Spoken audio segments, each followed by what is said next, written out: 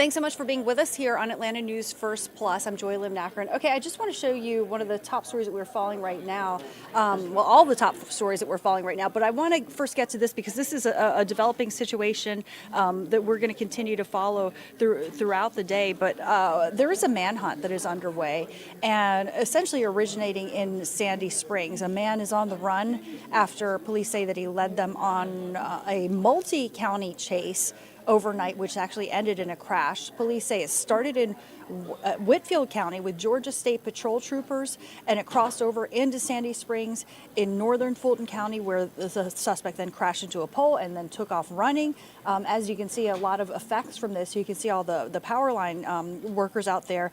So authorities have not said what exactly led to the chase, but again, there is a multi-agency effort to get the suspect in custody. Police say he is not believed to be armed, but obviously do not approach. You're advised to call authorities if you believe that you've seen him. But here's the aftermath. Here's the effect of all this. A section of Northside Drive at Mount Vernon Highway and Powers Ferry Road closed as Georgia power crews worked to replace the poles and the lines that the crash actually took down.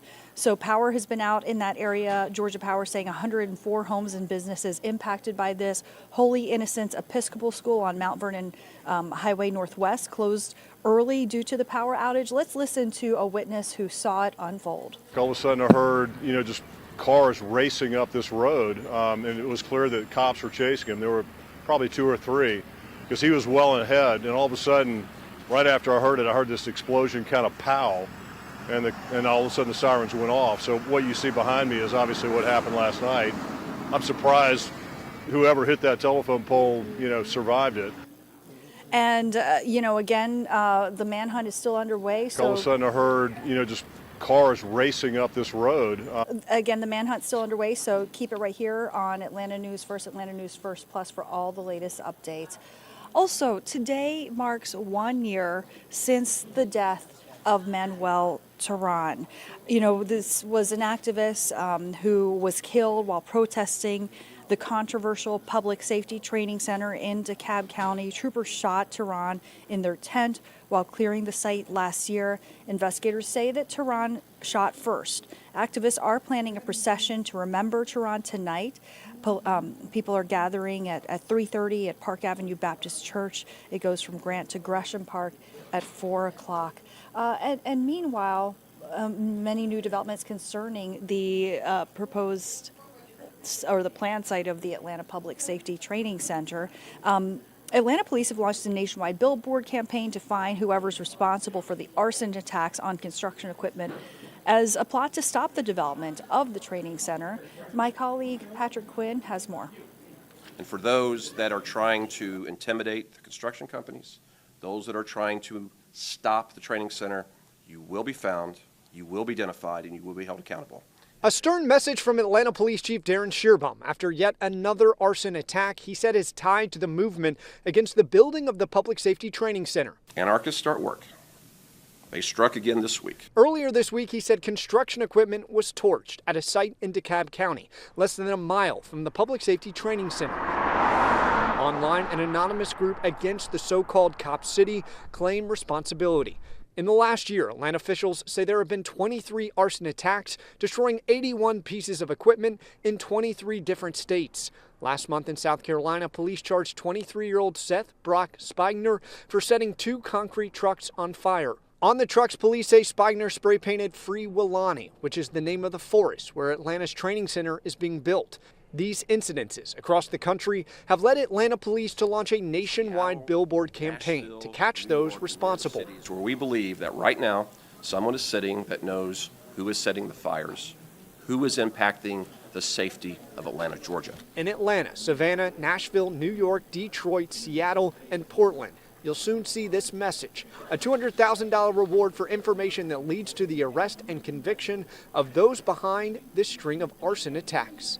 Patrick Quinn, Atlanta News First. Now, the site is about 75% complete. Most of the construction that has been done is actually for training courses. The buildings should actually be complete by December, so that's something that we're going to continue to follow. Another major story that we are following today, the family of Atlanta Deacon Johnny Holloman is now planning to file a new lawsuit. This time it's a federal lawsuit. So remember, Mr. Holloman was a 69-year-old man who was tased and he died. And this all came after he refused to. I apologize. I'm just having an issue with the video. I apologize for the lag there. So Mr. Holloman was a 69-year-old man who was tased, and he actually ended up dying after refusing to sign a traffic ticket. So now his family is planning to file a federal lawsuit against the city of Atlanta. Also named in the lawsuit is the police officer who deployed the taser at the time. Now, this is the second lawsuit Mr. Holman's family has filed. The first one was filed in DeKalb County State Court. So again, that was in state court. We're talking about federal court now. And that lawsuit was against the tow truck driver who was involved in the incident and the tow company that he worked for. So again, the first lawsuit was in state court and it was against the tow truck driver and the tow truck company.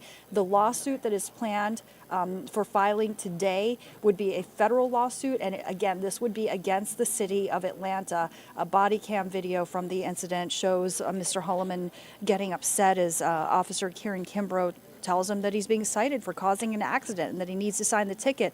Mr. Holloman refuses. The situation escalates. Mr. Kimbrough takes Mr. Holloman to the ground to try to handcuff him. The officer tases Holloman a few times as Mr. Holloman says he can't breathe. My colleague Rebecca Schramm has more. This is the second lawsuit the family has filed. The first one was in DeKalb County State Court against a tow truck driver who got involved in the incident and the company he worked for. This lawsuit is against the city of Atlanta and the police officer. We've shown you the body cam video from back in August that shows 69-year-old Johnny Holloman getting upset as the officer tells him he's being cited for causing an accident and that he needs to sign the ticket. He refuses and there's a scuffle. The officer takes him to the ground to try to cuff him and he tases him a few times as Holloman tells him he can't breathe. Holloman eventually loses consciousness and dies. Atlanta police later fired Teran Kimbrough and announced it's no longer a requirement for a citizen to sign a citation. The officer is appealing his termination, saying he denies any wrongdoing or any policy violations. This new lawsuit, which we expect will be filed by Holloman's family today, seeks to hold the officer and the city responsible for violating Holloman's rights. And this afternoon, the city will hold a news conference to discuss the lawsuit. We'll be there and we'll have updates throughout the day, including how the city reacts. In downtown Atlanta at City Hall, Rebecca Schramm, Atlanta News First.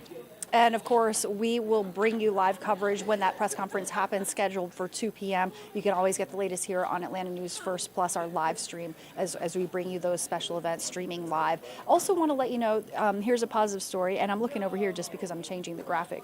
But Spelman College is now getting a huge endowment or donation. This is the largest ever for any HBCU. Let's listen to this. Today, we are making history. Our long-serving board trustee, Rhonda Stryker, and her husband, William Johnson, have decided to donate to Spelman College $100 million.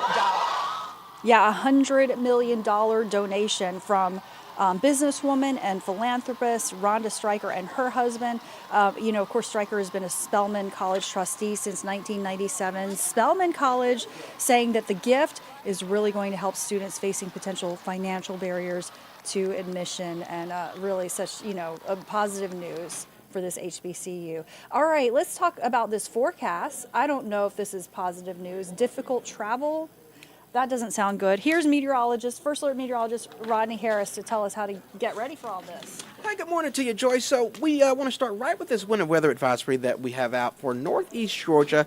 It includes those of you in Gilmer County, Fannin County, Towns Union, Raven County, also Lumpkin County and White counties. The reason for this advisory is because we'll have some spotty showers out there this evening in metro Atlanta. And as you go further north into northeast Georgia, those showers could turn into a bit of freezing rain, which means that it'll fall as rain for you. But once it hits the ground or your car or really anything tonight, it could freeze. Everybody in purple, you are under that winter weather advisory. It starts tonight, so it's not something you'll have to worry about today, but as you get home tonight, getting prepared for work on Friday morning, there could be some isolated slick spots up in northeast Georgia. So let's walk through the timing of this.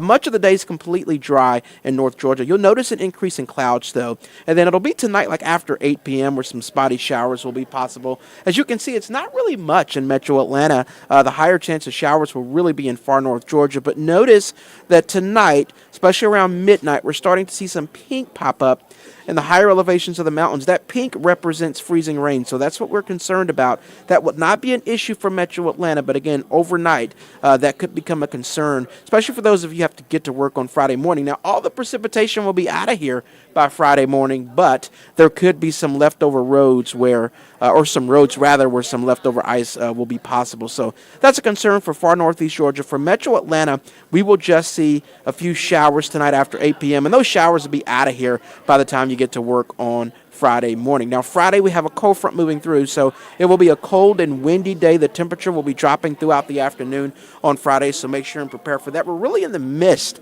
of our Arctic blast right now, and that won't end until next week. So this weekend, we have a pair of first alerts for both Saturday and Sunday. Two reasons. One, on Saturday, the low temperature is 17, and we will basically be in the 20s all Saturday afternoon.